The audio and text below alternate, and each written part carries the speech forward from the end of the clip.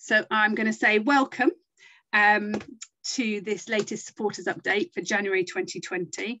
To do some introductions, I'm Debs Mccahon and the Chief Exec of Woodcraft Folk, and today I'm joined by Aggie. Do you want to say hello, Aggie? Hi everyone, yeah, I'm Aggie and I'm the new Chair of General Council. Nice to see everyone. And in terms of the aims of the supporters update is just to keep members and our supporters updated with what Woodcraft Folk is doing. It's been a great period of change since the beginning of COVID, but actually things in Woodcraft Folk are always moving, and it's nice to keep people updated with the good news and the challenges. Our aim is to try and encourage you and enthuse you so that we can keep you involved in the organisation and ideally increase your involvement in what's happening across the organisation. And today we're being joined by Millie, who's working on Common Ground, who'll be able to tell you a little bit about where Common Ground is and how you can be involved in that. And I look forward to seeing all the districts there. We want to hear your feedback and suggestions. So if you have any questions or any comments, please do free to make them. During the session, we'll be putting contact details in the chat. So if you'd rather make them offline, you can. Clearly, if you make them online, they will be part of the recording and will be shared with other members.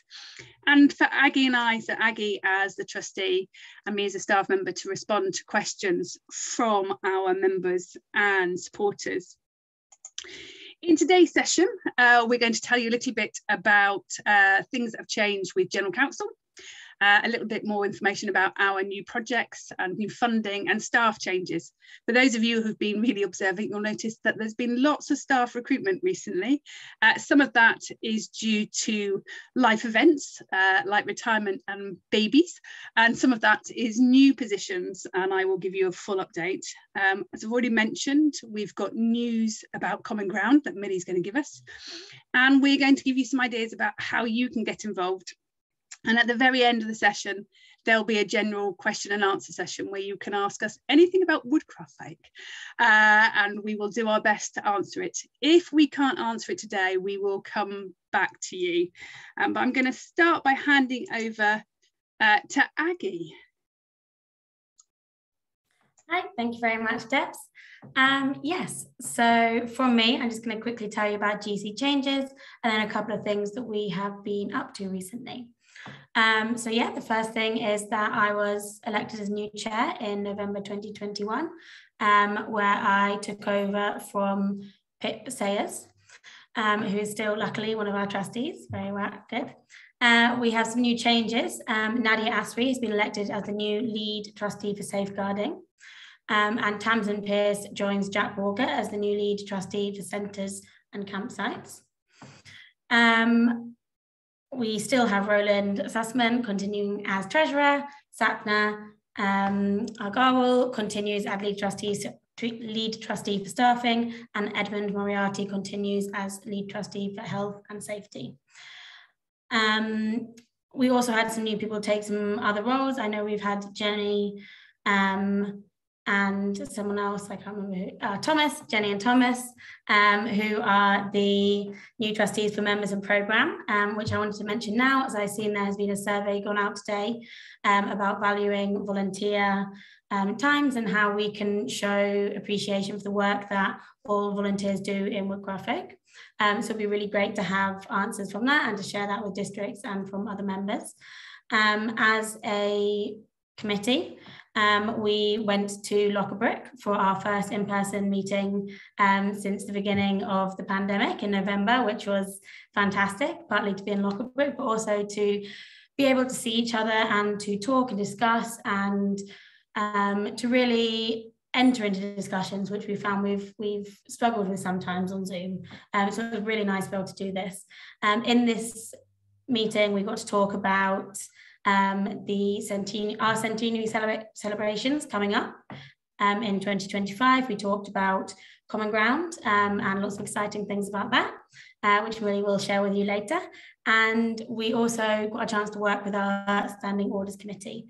So all in all, it was a really good and really kind of positive start to a new committee and a new team moving forward. Thank you. Oh yeah, we have one more bit, which is that although we are now a new team and we're excited to be working, we are still actually looking for an additional trustee to join us. Ideally, we're looking to encourage an individual with experience on communications, data protection and digital technology, as this is an area that we have identified that we don't necessarily have anyone with expertise in, and would like it to go forward and to strengthen our board as a whole. Thank you, Aggie. And I'm going to continue with a bit of project news. So some of you might have been noticing the international project Kids Got Right.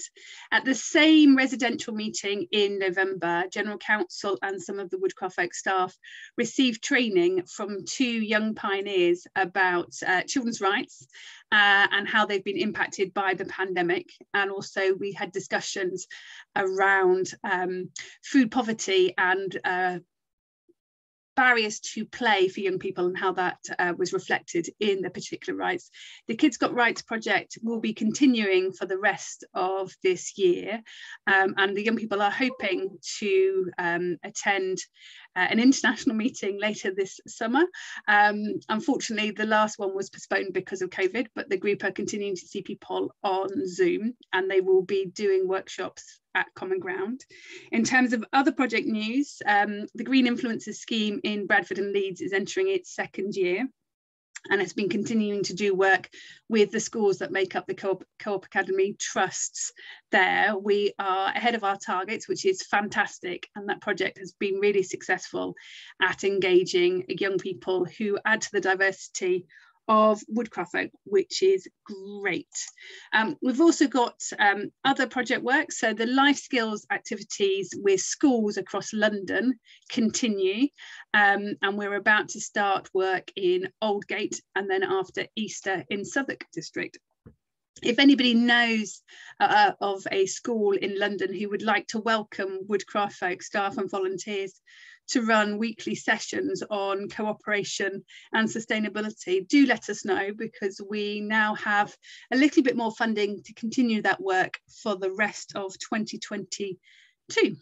And then the other good news is a brand new project started this month called Reignite. It's funded by the Jack Petchey Foundation, which supports youth leadership and youth work activities in London and Essex.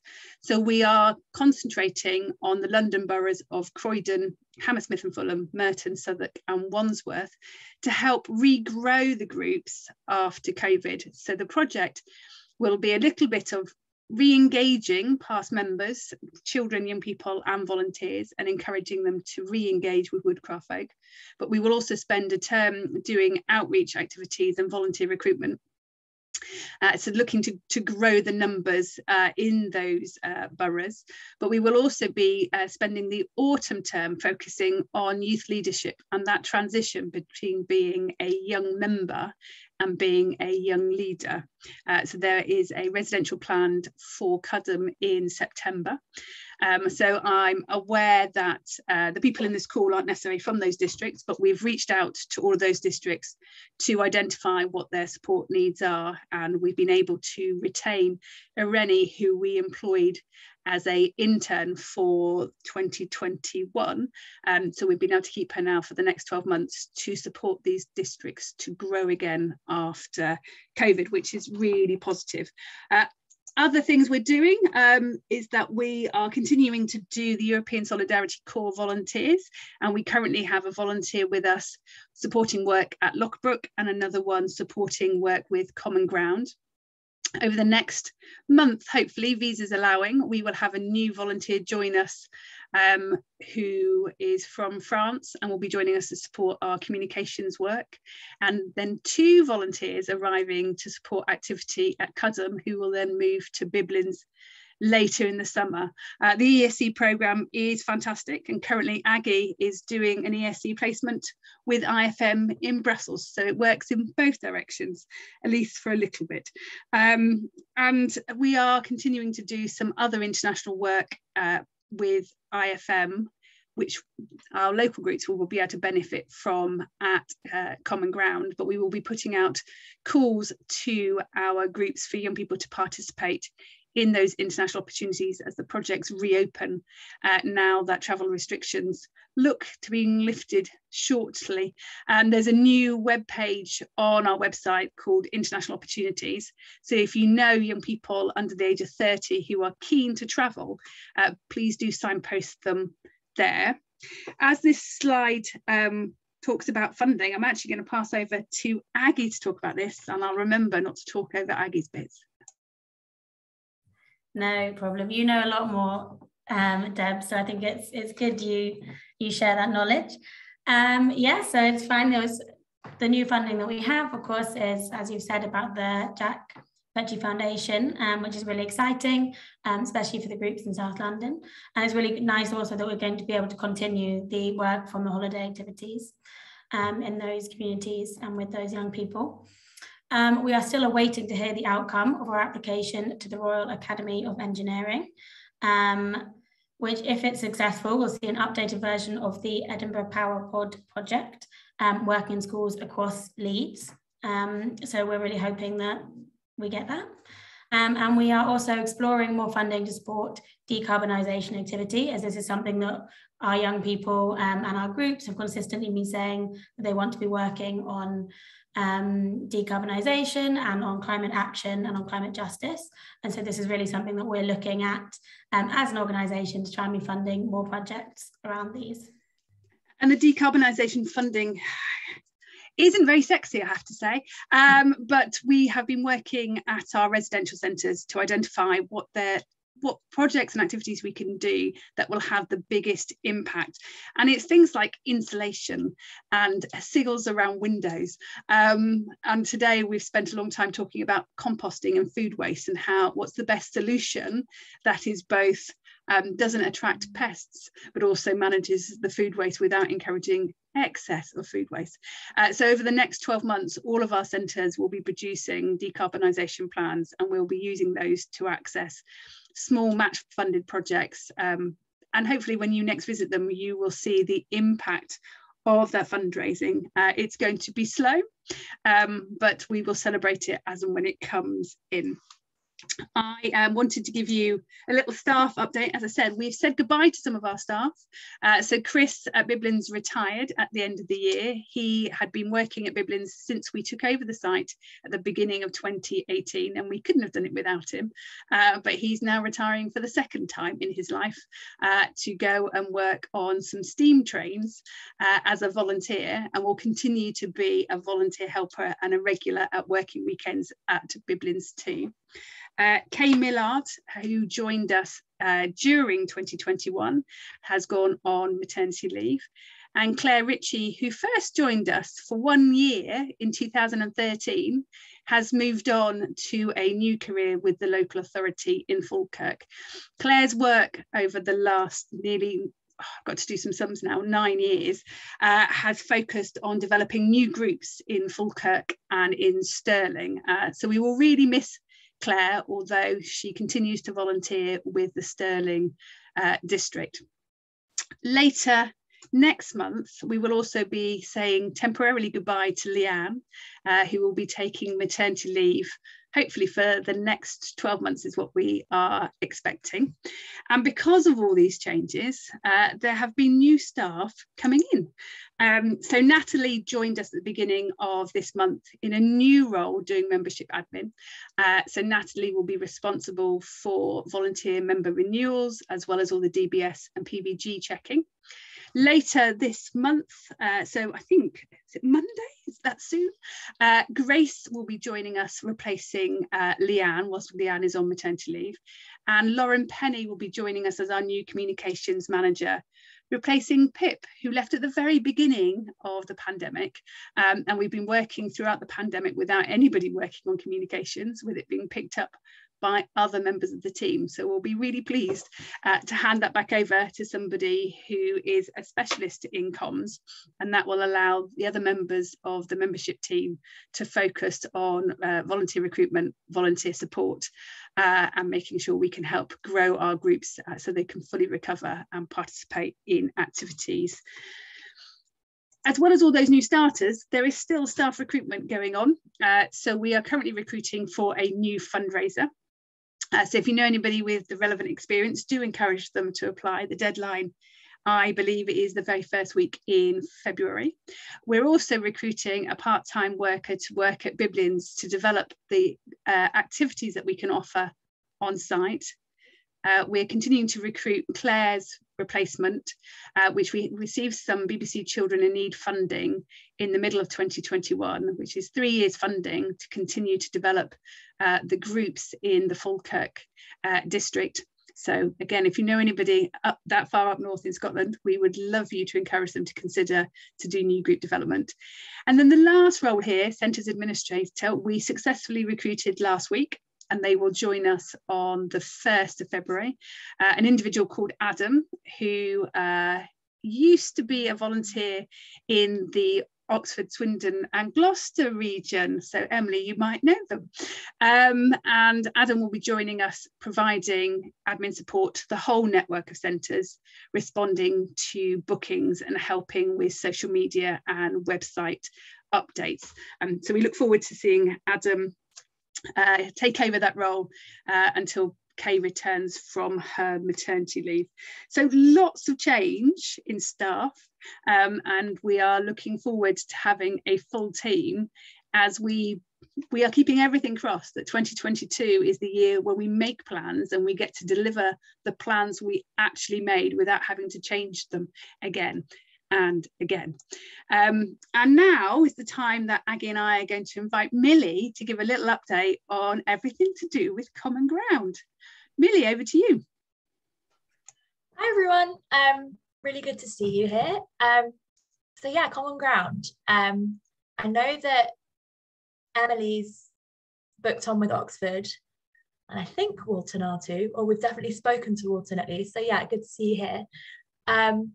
So just some stats to begin with. We've got over 1,200 people booked at the moment, and we're expecting somewhere between 2,000 and 3,000.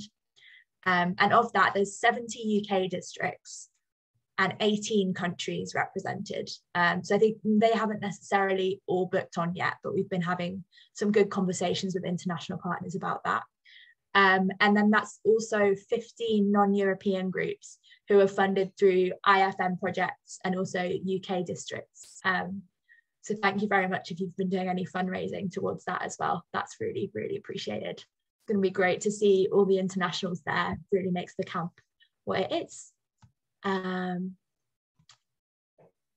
Yeah, so in terms of news, first thing is that we're still looking for some volunteers, as always. The one that we're really, really keen on recruiting ASAP is someone to do the evening programme, someone to organise the evening programme. So that's someone to book performers and liaise between them and the stage and sound team, essentially.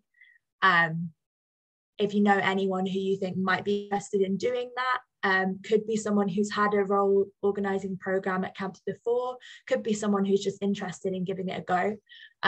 Yeah, please get in touch on info@commonground.camp at the bottom, kind of where you get in touch for anything really. We're also looking for some other volunteers. So if you or anyone would like to help out with the food or anything technical or the programme, we're looking for volunteers in our centres too. Please get in touch. And the next thing, the Roger Pickering Solidarity Fund. So I don't know if you've seen this, but we started this fund in November. Thanks very much to Roger Pickering's really kind legacy. We're offering some spaces at camp just for £60 for anyone who would otherwise be unable to afford it from the UK. So if you know anyone who might benefit from that, please let them know. All you need to do is send an email to info@commonground.camp. Again, we're not like means testing or anything. We'll trust you. Just, yeah, get in touch. Also, we've published the menu. So that's on our social media, also on our website, on the food page. If you want to have a look, if you have any questions or suggestions for that one, you can get in touch on food@commonground.camp. Something else, COVID, I feel like is something that unfortunately we're all still thinking about constantly. We did publish a statement on that in November Of course, things have changed again since then, as they always do. But essentially, we're doing a lot of planning to make sure that camp can happen safely within the world we currently live in. And so we've got a statement on the website about that, but we've also started to do some more kind of clear planning about what we do based on what the numbers are at camp. And then the last thing, which we've just started to plan really in our meeting on Saturday, we had a meeting this weekend, is pre-camp. So that's going to be from the 27th to 29th of May on the site at Calmarsh Hall and Gardens in Northamptonshire. So it's just an event to get to know the site, to learn more about the camp and to input your ideas. We'll discuss policies and we'll do some training. And yeah, just a good event to get to know the people in your village and stuff like that as well. There'll also be programme tasters, so it's a fun one for young people to come to as well. There'll be lots going on for all ages. And I think, is that it from me? Like I said, info@commonground.camp if you have any questions or suggestions. And also, I think you two are probably aware of this, but we have pages on Facebook, Instagram and Twitter that it's worth following, because that's kind of where we put all the updates. There's been lots of work building the infrastructure of the camp, which Millie has been really busy doing. So thank you, Millie. What I'd really like to just encourage you all is to share information about that Roger Pickering Solidarity Fund, which we are very grateful for Roger for his generosity, but it's designed to make sure that there isn't a financial barrier to anybody who wants to come to camp, recognising how difficult the last couple of years has been to many, many families. We have, I believe, allocated over 80 places, is that right, Millie? But there's still more to allocate, and I heard the good news. Yeah, I think we might have actually gone backwards in the amount we've allocated. We have, now, yes. Someone luckily received some funding. That's so it right. might not even be 80 anymore. But Birkenhead this morning got confirmation that they'd received an awards for all grant to cover their costs to come along to Common Ground. So have returned some of the money to the pot, as it were. So please continue to promote that and encourage people to ask for help if they need it. It's there, and we want as many children as possible to come along and enjoy camp. Particularly, it's been such a long time since many of us camped together. The other things I'd really like your help with is just to come and spread the word. You'll notice that we're ever so busy on our social media, whether or not that's Twitter or Facebook or Instagram. The more people who share, the better. Is that a new question on the chat? Aggie, could you have a quick look for me? And I would also, we're asking for people to volunteer to be new group buddies or camp supporters to those groups who haven't camped before. Prior to COVID, we were running a new group development project in the Eastern region and established 18 new groups who were hoping that Common Ground was going to be their first camp. So 2 years on, they still haven't camped. I recognise that the districts represented today will be camping with their own districts, but if you know people who may have lost touch with the folk, but actually are still keen and still have all that knowledge, we'd love to hear from them. The other big plug is that we were invited to be a good cause for the Union Lotto. So if anybody likes Little Flutter, for £1 a week, you can support Woodcraft Folk and the education services of the General Federation of Trade Unions, and you could win up to £25,000. And I believe as an extra incentive, those people who sign up this month can also get Sainsbury's vouchers. That's enough of my plug. But if that's your thing, have a look, because it would be put to money to good use. And then the final thing, as always, is to encourage people to become a supporter or to volunteer. Woodcraft Folk has, like many organisations, lost some volunteers during COVID who have moved on to other things or are finding the juggle of working from home and life a little bit difficult and are not yet ready to return to group. But what we have seen is a huge increase in the number of families and children expressing an interest to join groups. But we all know that it's the volunteers that give us the capacity, and without them, we can't engage in people in our activities. So please continue to spread the word. We will be posting more information next month as we hope people will feel more positive about meeting new people once the current variant of COVID sort of settles down. So if you see those films and those posts on social media, please share them. And then hopefully we can attract more people to come and join us at the Folk. The other big push is our centenary. So Aggie already mentioned that at the last General Council meeting, we were discussing plans for the centenary. Plans for centenary, we actually started discussing way back when we celebrated our 90th anniversary, which feels like a really long time ago, although things did settle during COVID and we went a little bit quiet. But we have a small working group that meet regularly to talk about how we can celebrate the impact that Woodcraft Folk has had on children and people over the last 100 years. And the first event will be taking place this May in London, and it will be looking at how Woodcraft Folk spans the world with friendship.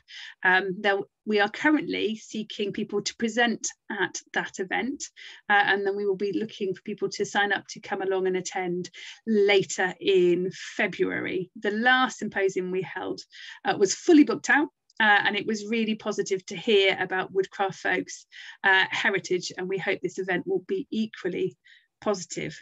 There is a survey that we're encouraging people to fill in to give us their ideas. One of the suggestions on the survey to date was to hold 100 events in 100 locations in our 100th year. So we're looking for suggestions about what those 100 events would be. We'd like to have the support of all of our groups and districts, if nothing else, having a birthday cake. But we are also looking to things that we can do nationally. And one of those is trying to achieve a world record in singing around. And that we've identified some volunteers who are willing to edit a short film of members across Woodcraft Folk singing the same song. Now this, for somebody who's only comfortable singing in the dark around a campfire, is a bit difficult for me. But watch this space. We're going to launch it at Common Ground. And we hope that people will build that into their programme in the autumn term. So at the very beginning of 2023, we can celebrate a world record attempt in advance of our centenary. But do fill in that form and give us your suggestions of what we can do to celebrate 100 years of Woodcraft Folk. I can see this stuff in the chat. Aggie, are you, because I'm showing my screen, are you able to read what's in the chat for me?